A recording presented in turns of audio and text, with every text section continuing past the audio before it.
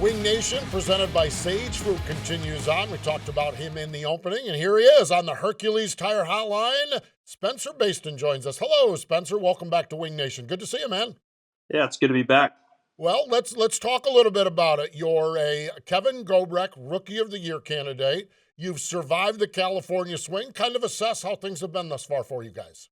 They've been really good. It was kind of hard to set expectation having just not ran a whole lot in California. I've heard a lot about the California swing, and sometimes it can be, a good swing where you kind of get ahead of the game, but more or less it seems that you can get really far behind really quick. So we didn't have the greatest start in Volusia, so we fell behind a little bit there. But once we got to California, our speed was tremendous. I felt really good in the car right out of the gate. Two really good nights at Tulare in terms of speed. Unfortunately, finishes really haven't kind of shown the consistency and the competitiveness that the five car has right now.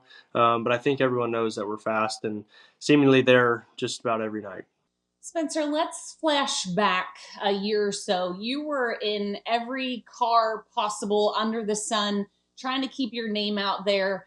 Basically, the best thing you could have done at that point to now, last fall winning a race with the World of Outlaws at Port Royal Speedway to now being in Rookie of the Year contention with the World of Outlaws. How has this kind of really culminated for you and where you were a year ago and what you're doing now? Everything has seemingly fallen into place really well, and that's kind of been the opposite of what my career seemingly has been.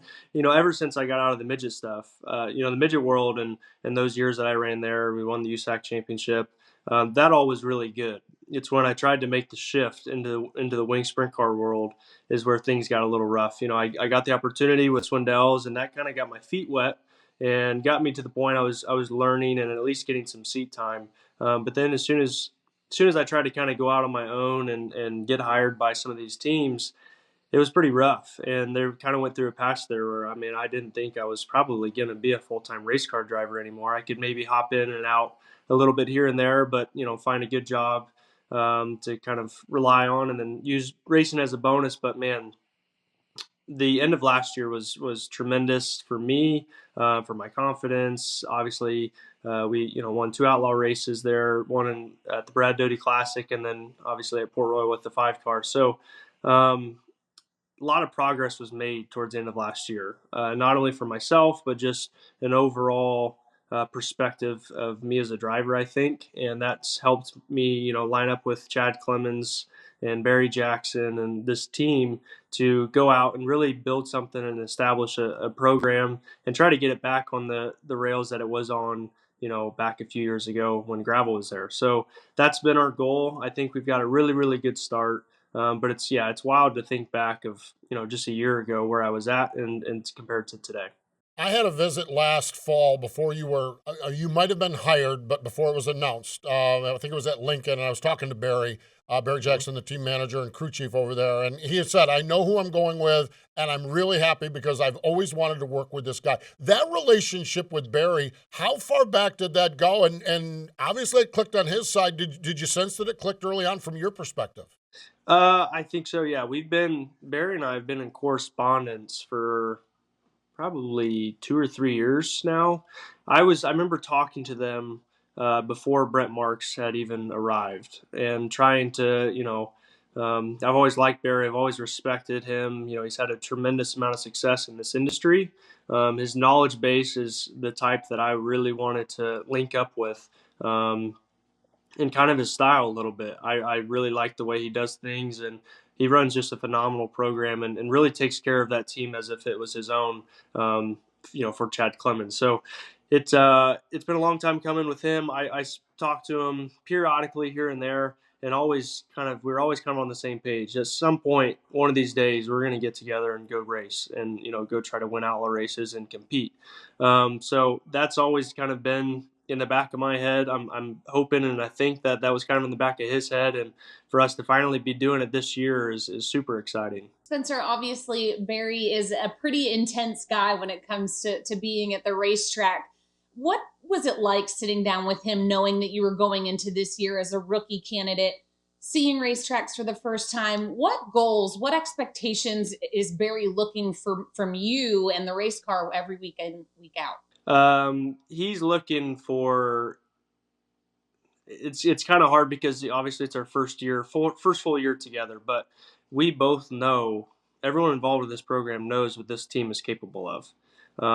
Me as a driver, I think we're making really really good progress, and we're getting there to the point where we're consistently knocking on the door every night.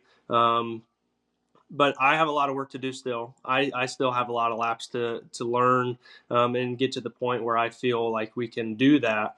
But Barry, Scott, Brendan, they are doing a great job at giving me whatever I need in order to go out and compete and run up front every night. So um, like I said, we didn't start off on the best foot at Volusia this year, so that was a bit of a bummer. I think going into that week, that's a place that they've always been really fast at. So that was a bit of a hiccup and kind of a rough start.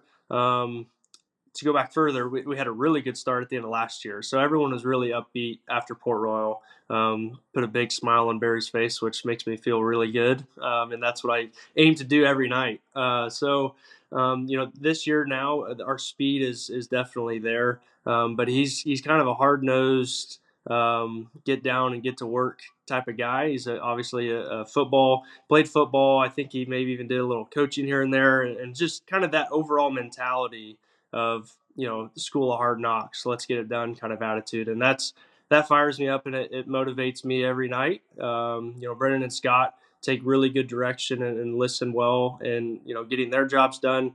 We're kind of getting into our flow now. We've ran, I think it's 12 or 13 races so far, so everyone's kind of getting their muscle memory down and knowing what we need to be doing every night. And I'm looking forward to what's in store for the rest of the season, and try to keep putting a smile on Chad and Barry's face. I'm only going to correct one thing. You said he's kind of intense. I think I might Yeah. remove. You're being kind. I might remove. Barry Jackson's one of my favorite people. So and his intensity is one of the reasons he's one of my favorite people. He is really into Yeah. it. Spencer, Yeah. one of the things that you're getting the opportunity to do this year on a somewhat regular basis is to race in dashes, to race in the top 5 or top 6 spots. A lot of times drivers find themselves running, 10th through 20th or in that. Is there a difference in the way the racing, and I know dirty air versus clean air, but even the guys you're racing around, is that different when you get a chance to race up at the front of the field versus racing mid-pack or beyond? Oh, definitely. I mean, the night can either begin or end with qualifying. Seemingly with this group, everyone is up to speed, fast, aggressive. So the advantage you get to qualifying up front and starting in the front row of the heat race is huge, and it's everything. It's what we aim to do at the start of every night. As we go out, we need to qualify in the top 8 with 4 heat race, or top 6 if it's 3 kind of thing, because that will determine what your night is going to be like. If you're battling to run 7th, 8th, ninth, or if you're battling to potentially race up front on the podium or even for a win. So that's the goal, I think, every night going in, is to get qualified and stay up front, because once you're back, mid pack, it is extremely difficult with this group, to get to the point where no matter where you start, you're going to run in the top 5. I don't know if there's many guys out there that can do that right now. The tracks have been a little bit fast and hard to pass, so that makes things difficult. But it's few and far between where you're going to see guys race through the pack with this group. And obviously you gotta just make up everything you can every night. Every position counts, every point counts. So that's definitely what we've focused a lot on, is getting qualified every night, and we've seemingly done a pretty good job of that. We've talked about it for the last couple of years, how strong and intense the competition is with the World of Outlaws right now. You have 6 top 10s out of 12 races thus far, and it's your first time on the road. And I think that's one thing all the guys talk about, is how grueling the grind is, not necessarily at the racetrack, but getting to the tracks. How have you kind of prepared yourself, being a rookie, knowing that you're going to be on the road a ton, and trying to find that balance, that you're not wearing yourself out when it comes to race day, knowing you've got to drive how many thousands of miles in the next couple of days to get to where you're going next? It's grueling. It's been a bit of a learning experience, just trying to adjust to the life in a hotel kind of thing, and try not to get into a slump or a rut mentally, because you don't get to kind of go home and recharge. But we made the most of it, and one thing I really liked while we were on the road that I didn't really know about with this group is they cook out a lot. We have a grill. Barry's got like a skillet deal, and we'll do steak and potatoes and vegetables and salad, or chicken. They did fish one night. I mean, just about every night we try to eat in, if you could say, which just that alone helps a lot. But the driving isn't bad. I don't mind the road trips. The hotels is where it kind of gets tough when you're stuck in one hotel for a whole week. So you try to just stay active, go to the gym, help with the car, go play a little golf, whatever you do to just try to relax and just recharge. So you come in that next weekend ready to race, and you're not kind of in just this slump, in this kind of groove of sitting around all day. And I think that's where I've heard Brad Sweet, he flies home every single week that he can, because there's something to going home, catching up, getting back to normal life, because then you're excited to go race that next weekend. You can go attack the weekend rather than just be there. So I think that's been the biggest thing.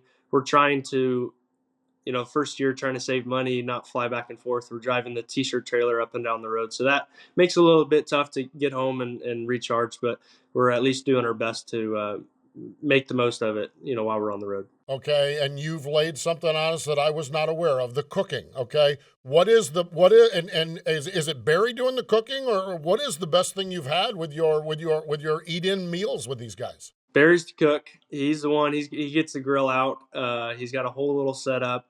We have, the fridge isn't stocked just full of, water and beer. It's full of food and like fresh food and fruit and things like that. So he pulls the grill out. The best meal I think I've had so far with him, we did some ribeye steaks and baked potatoes, vegetables, a salad.